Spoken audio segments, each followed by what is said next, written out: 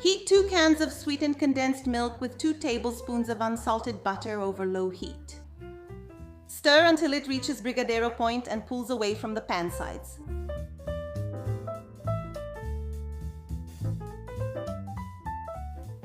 Turn off the heat and add 1 can of cream without the whey.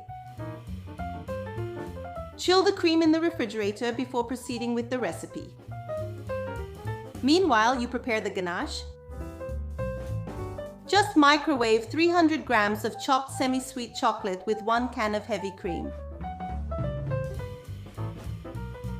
Stop the microwave every 30 seconds to stir until fully melted. Ideally, keep it cool to avoid burning the chocolate.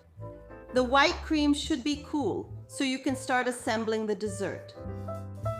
On top of the white cream, place the grapes cut in half and seedless.